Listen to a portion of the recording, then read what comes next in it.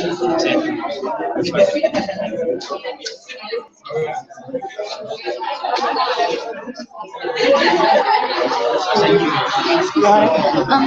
heb de eer zo ingezet is Emily.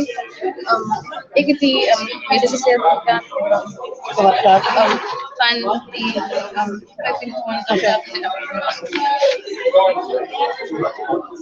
Als ik de sign in.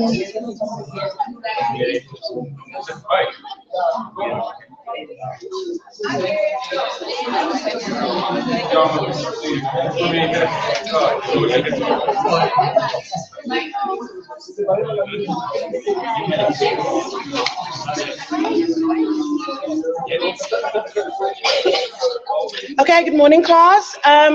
Today we're starting with public economics, but before we go there, I just want to make sure it's signed in with the streaming, and Heike, one of the tutors, will be following. Just some information about the computer test. So the computer test is tomorrow, and it is going to be on SARB, money and monetary policy. So similar to some of the questions we did the week before last, and also based on classwork. But you obviously will be able to access the answers online. So remember, this is a formal assessment, and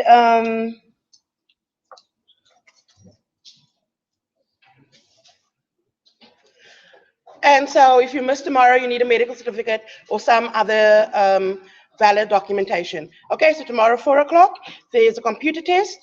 Then just some information about the test. I'll talk about that in a minute.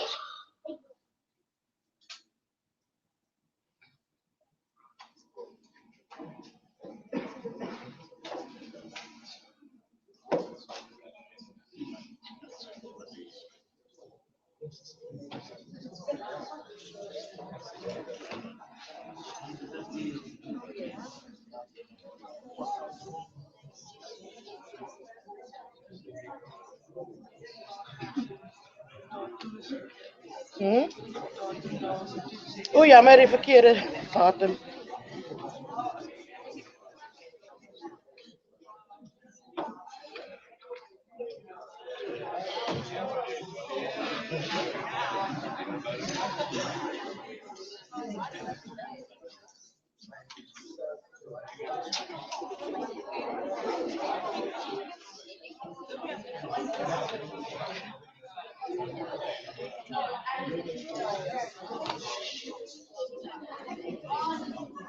Okay, so as you can see on the board, the test will be on the 21st of September. It's 5:30.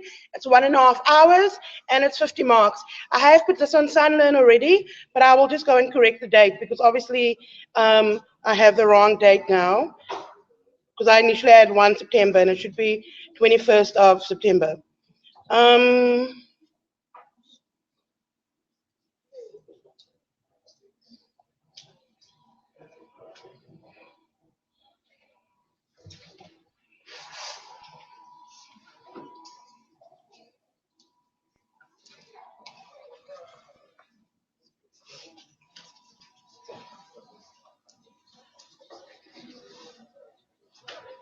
Okay, it's gonna open now.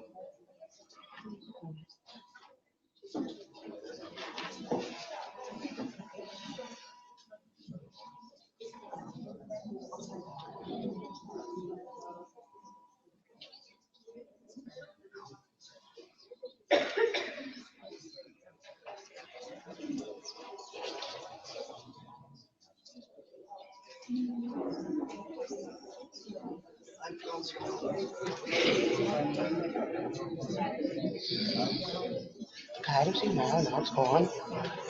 Sorry.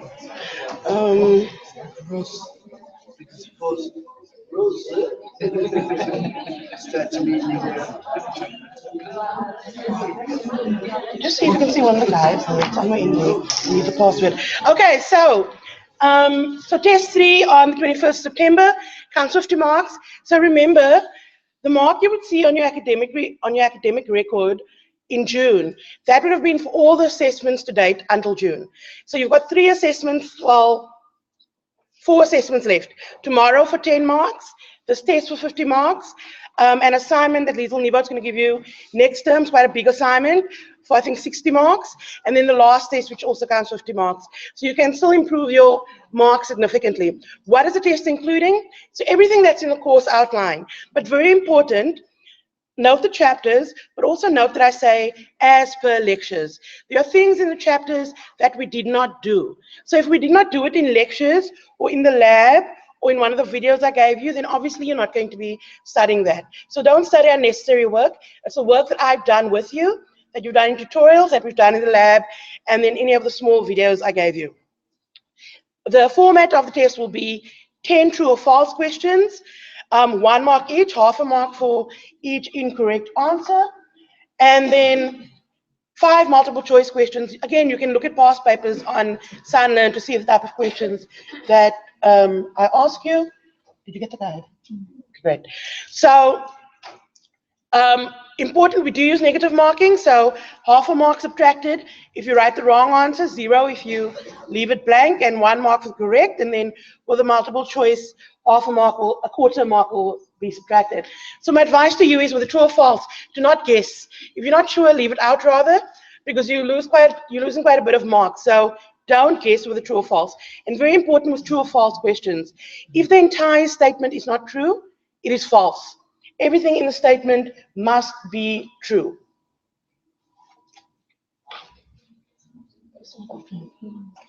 But anyway, then you'll go to Google Plus.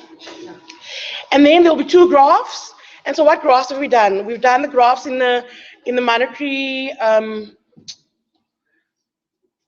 the money demand graph, the supply of money, the money market, and then we'll still do 1 more graph, aggregate demand, aggregate supply, either on Thursday or the first Tuesday of the 4th term. So I'll see you the last time on the Tuesday, the first Tuesday of the 4th term after your break, and after that Nivot will take over. Then there's an essay question, 20 marks. It's a lot of marks, people. That's almost half the test. You are doing it in the tutorial this week, and so your tutor will guide you as to the points you need to have in there.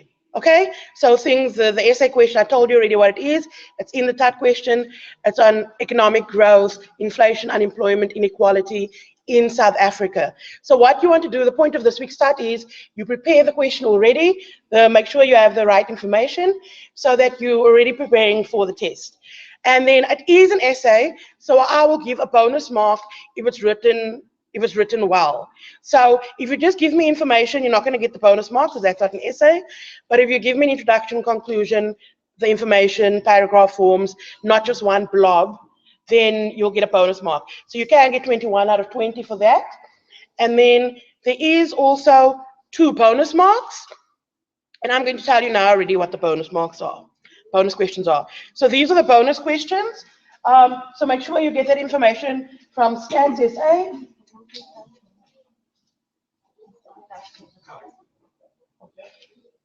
So just make sure you write down the bonus mark questions. I haven't actually put it on Sunlearn because it's obviously for the people who are in class. So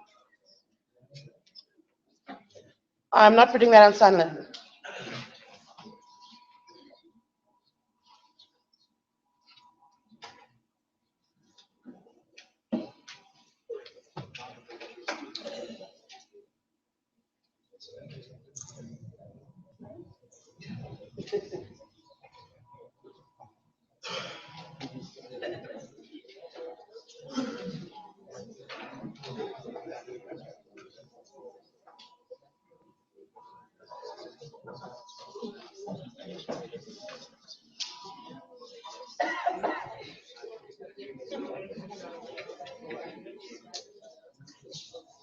Sorry about this, people. I'll be with you in a minute.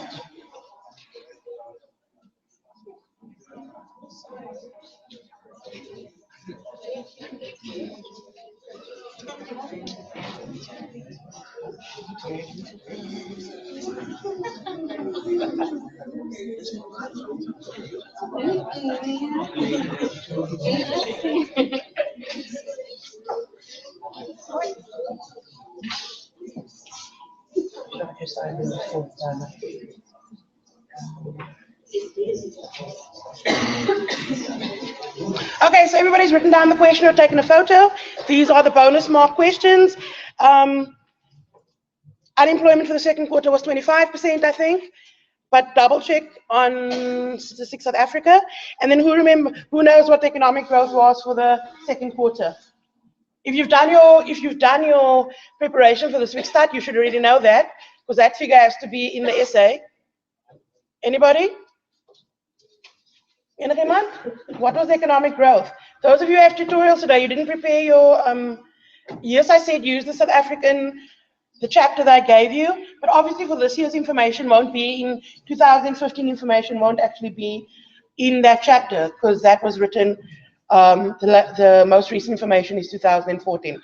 So go to Statistics South Africa. Remember I told you, it's on the Statistics South Africa website.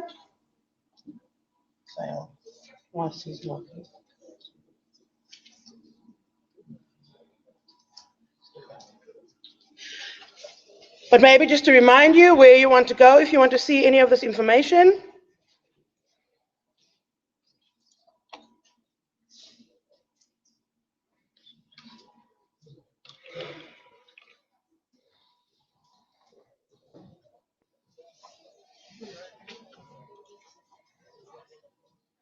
And there on top of the screen, you see the figures.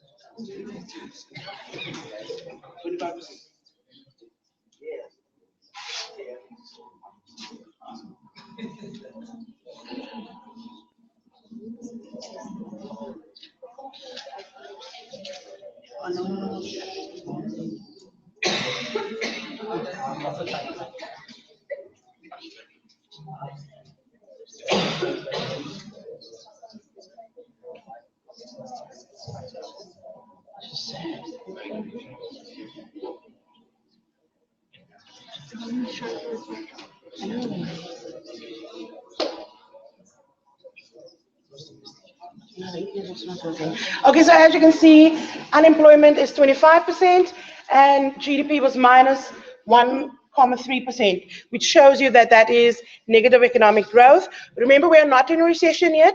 The definition of a recession is 2 consecutive quarters of negative economic growth. So definisie, die technische formele definisie van 'n resessie is 2 is agtereenvolgende, wat sê mens so?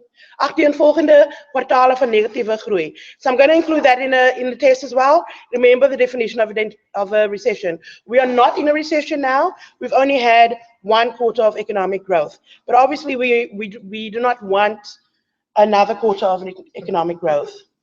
Okay, so in this chapter, we are going to be talking about the public sector economics. We will be talking about fiscal policy and taxes. That is what we're doing today. And then tomorrow, well, not tomorrow, Thursday, we will look at some market failures. I have also put videos on Sunlearn for public goods and externalities. So I need you to watch those videos before Thursday's class. And then on Thursday, we will do some questions on that and just discuss it a bit more.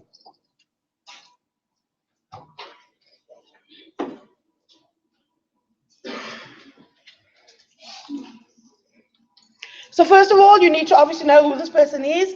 2 key people that you need to know so far: the governor of the Reserve Bank, and then you need to know the Minister of Finance. So you're already familiar with this because we did the budget in February when the country had a national budget speech. So most likely you will be tested on this as well. So you do need to know who our Minister of Finance is, very relevant to economics, and then as well the governor of the Reserve Bank. And I repeat, remember, it is not Jill Marcus. So don't just look at the money, it is,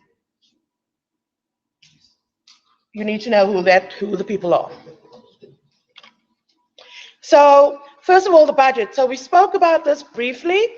I gave you a definition for the budget. Can be in 3 states. Can either be in deficit and surplus or a balanced budget. And what is a budget deficit? What is a budget surplus? And what is a balanced budget? So all of them you measure in terms of the relationship between G, government spending, and T, taxes. So ons kyk na die verwantskap tussen die owerheidsbesteding wat G is, groot G, en dan T, groot T vir belasting. Ons kyk na die verhouding tussen die twee. So indien die owerheidsbesteding meer as die belasting is, dan het die land of die nasionale ekonomie het 'n begrotingstekort of die owerheid het 'n begrotingstekort. So when government expenditure is more than taxes, then the government has a budget deficit. They are spending more than their income. Most countries in the world, have a budget deficit. We have a budget deficit as well. The last time we had a surplus, I think, was 2008. But generally, most countries are going to have a budget deficit. And especially within the developing country context, or where we have a lot of poverty, although having a surplus might seem like a good thing, especially for an individual. We like savings is good. Well, savings is good for everybody, the government as well to a certain extent. But in a country like ours with high poverty, etc., the government needs to be spending the income that it has to improve on the country. So that's a budget deficit, and it is measured as a percentage of GDP. So I think our latest figure, I don't know if I put it in here, or maybe I'll have you look at it tomorrow, but I think it was 5.5% for this year. But we definitely have a budget deficit. So when we talk about 5.5%, percent of what? Percentage of GDP. So all countries measure it in terms of GDP. Very important, because we want the figures to be comparable across countries. All countries use a system of national accounts. And this means, for example, remember when we did GDP and we did GDE, all countries measured in the same way. Okay, so that you can compare the cost countries. So all countries measure their budget deficit as a percentage of their GDP. And then a budget surplus would, of course, mean that government expenditure is less than taxes.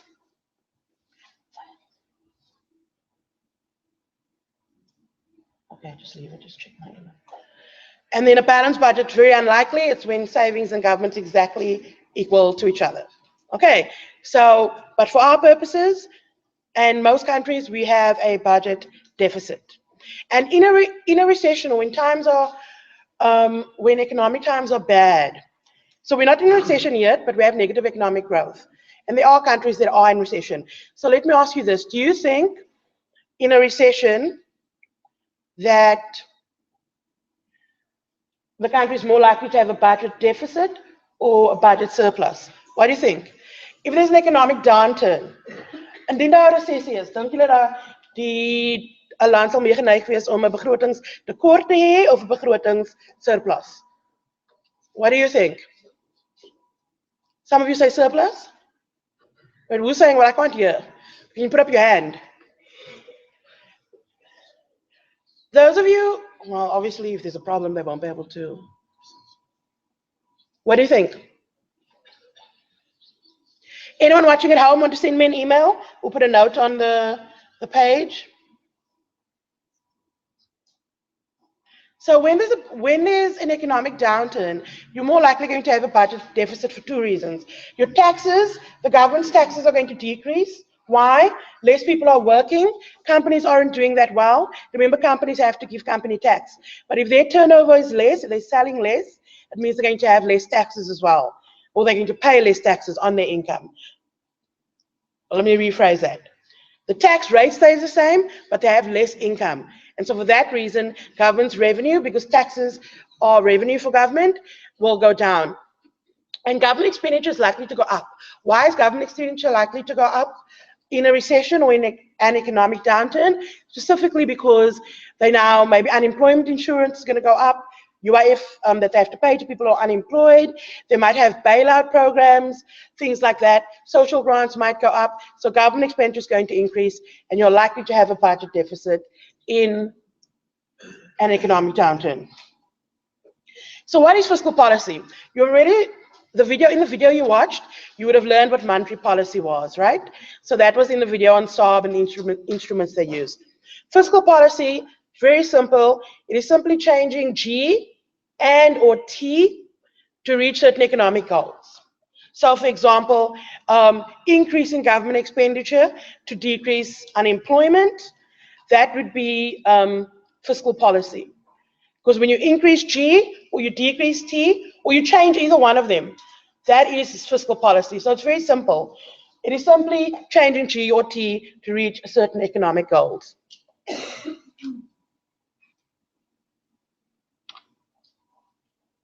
So within fiscal policy, you get expansionary and you get contractionary. So met fiskale beleid kry mens uitbreidende fiskale beleid en ook inkrimpende fiskale beleid. So wat wil die owerheid uitbrei? As ons praat van uitbreidende fiskale beleid, ons wil totale vraag of ekonomiese groei of totale produksie, ons wil dit laat groter word. So, uitbreidende fiskale beleid is eenvoudig 'n toename in G en of 'n afname in T.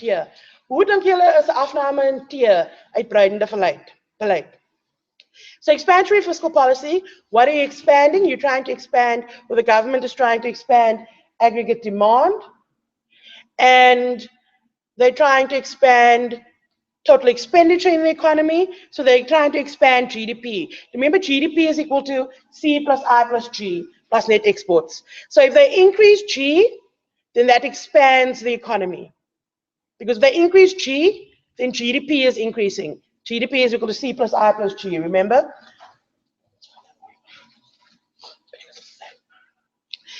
But government can also decrease taxes, and that's also expanding the economy. How does decreasing taxes, think about it. I'm just going to give you 2 minutes to discuss with the person next to you, and then I'm going to ask for feedback. How would decreasing taxes expand the economy? There's 2 ways it'll do that. Actually 3, but think about that. I'm going to give you 2 minutes to discuss it with the person next to you.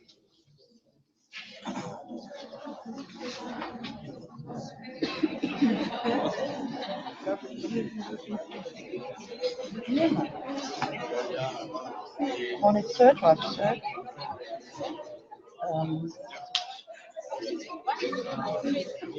Teach me to sit for things for 10 minutes.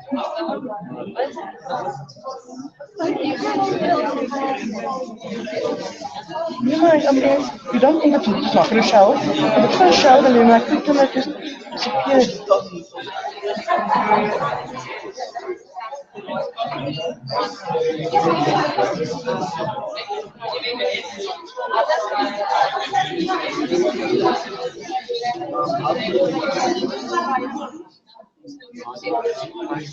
Come on.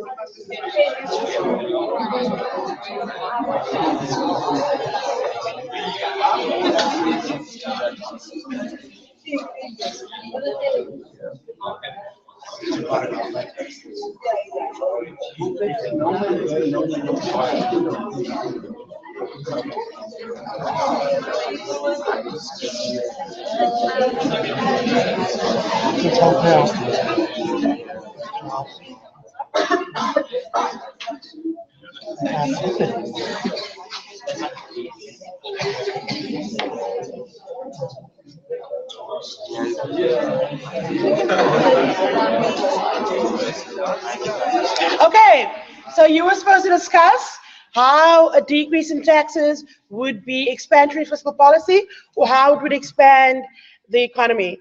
So I'm going to ask somebody on the side, anyone, volunteers.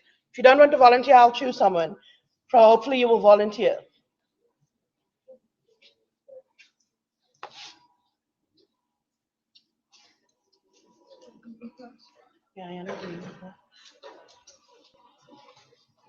Yeah. So, yes, yay.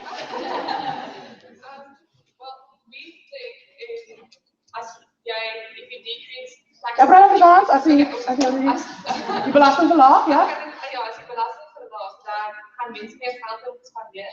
So die produkte gaan goedkoper wees, want ons nie so baie weer daarop en op invoerbelasting en op ander belastings daarop. Okay, uitstekend. So what she said was very good. She said that, she mentioned one or two ways, but she said that if taxes are lower, that means our personal disposable income is more. If my tax goes down, it means more money goes to my bank account on payday, which means I have more to spend. So C, consumption expenditure will go up. Remember, GDP is equal to C plus I plus G plus net exports. So even if G stays the same, but taxes go down, C is going to go up. Wel gedaan, baie mooi. So what about this side, something else? And then she also mentioned that if that were to go down, then people might buy more products. And so then, again, consumption goes up. What about on the business side? Anybody here?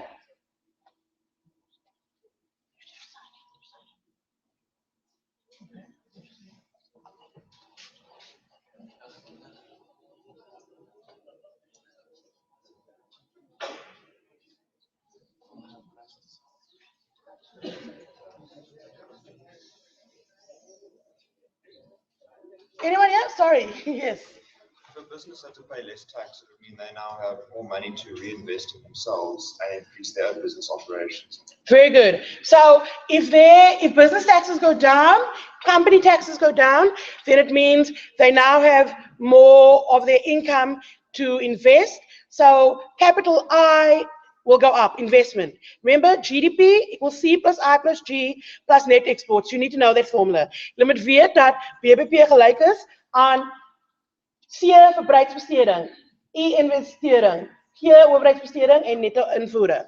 Netto uitvoere. So very good, so they'll have more money, but not only that, they'll have more of an incentive. If they see that taxes are going down, company taxes, they'll be more likely to invest, buy new capital goods, because they know in future they will have more income as well. So very good, thank you for that. So that would be if they want to expand the economy. They can also contract the economy. They can implement contractionary fiscal policy. And in here, they will decrease, it's just the opposite. As maar net die teenoorgestelde, they would decrease government expenditure and or increase taxes. So which of the two are currently applicable to South Africa? Is our government engaged in expansionary or contractionary fiscal policy? So I'm going to give you another 2 minutes, and then you're going to give me feedback. I'm going to ask someone from that side, and also, well, again from the side, but definitely someone that side as well. Decide contractionary or expansionary, and you must tell me why. You can't just say A or B. You must say why you say that. Okay. Not A or B. You must say contractionary or fiscal or expansionary.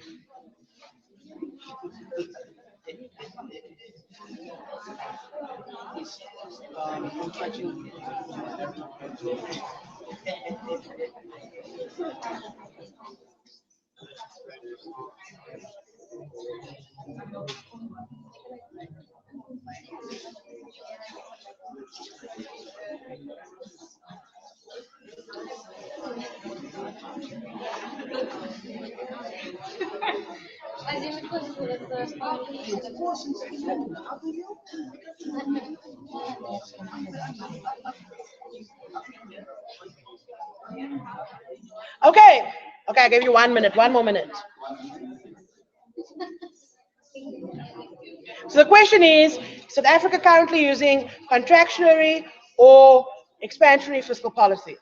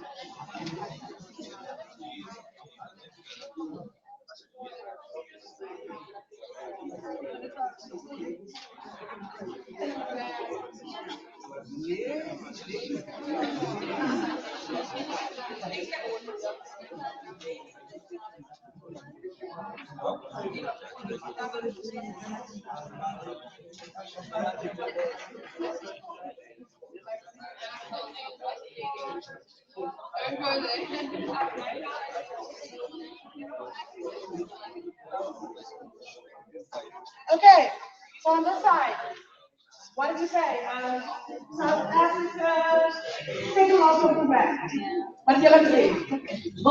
You should all turn around. That's you. What did you say? Can you be quiet for a second? Why did you say expansionary?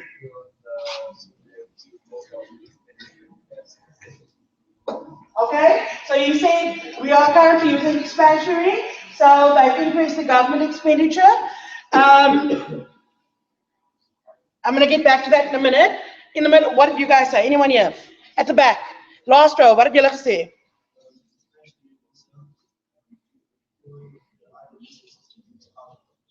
Sorry? So the booster output, do you remember from the budget specifically what the values were? Yes. I don't know the values for that. Okay, what were you going to I say? was going to say that it's contractually because we increased taxes. Okay, you say increases in taxes, so contractionary. Over here, what did you like to say? Leroy, what did you like to say? Dit moet bespreek. Of hy lag lekker, what did you guys say in front? Yeah, in front. Yes. Okay, so you say there's been an increase in government expenditure. Okay, so you mentioned the decrease in taxes, and most of you mentioned expansionary.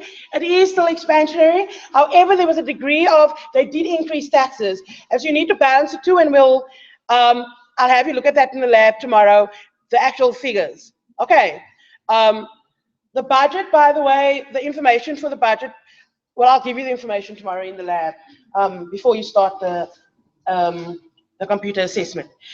So, this year is kind of complicated in a way because in previous years, for the last few years, government always decreased taxes.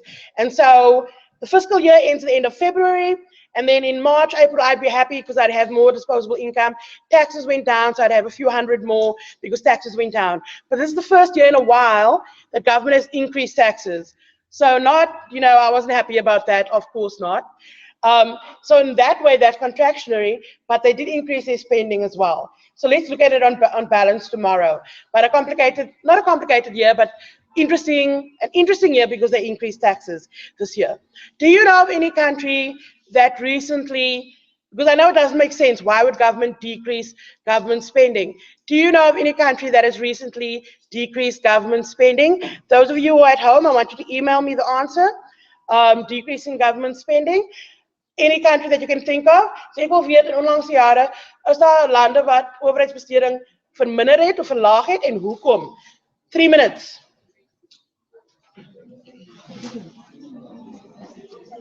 This is like very, very sad.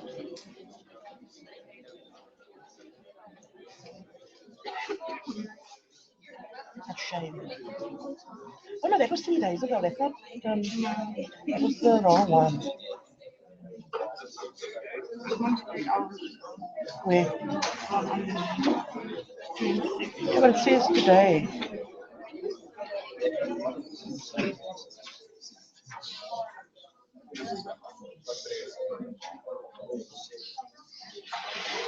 That's actually one future signing.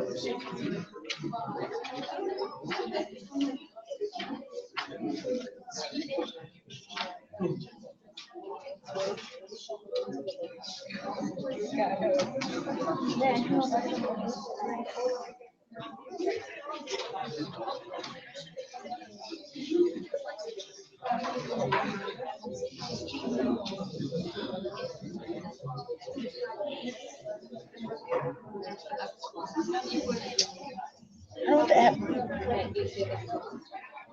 You've got yours tried. I'm really good message.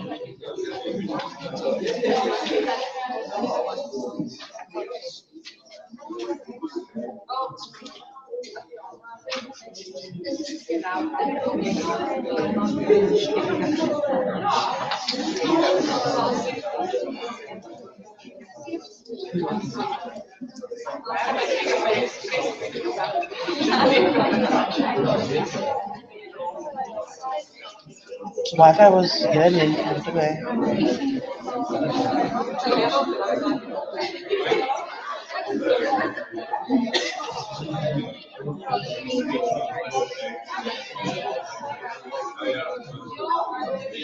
No, don't do that.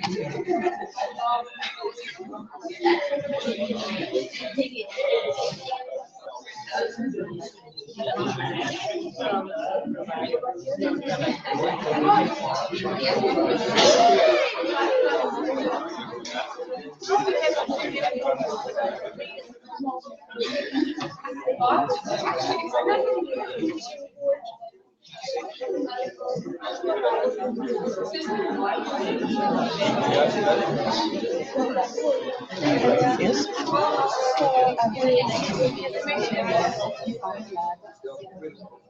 Not dat jullie van het eerste week met mevrouw Oliva. Oké. Was het over jullie datums hier? Ineens fijn. Dus dat is over jullie datums hier eerste week. Oké. Somebody do something. Okay, so feedback. Right at the back, what did you say? A country that recently decreased government expenditure. Greece, why do you say so? Sorry? Okay, they're cutting back on spending. I'm going to come back to you in a minute. What did you say? Russian Federation. Why? I think because of the sanctions and the recession that they've kind of been, they had to. I know that they decreased all of their minister salaries. They cut certain mega projects. Okay, so you mentioned Russia. Someone on the side? Yes, you look eager. Go for it. Third row. A country that you guys discussed. Oh, I think Greece. Okay, why?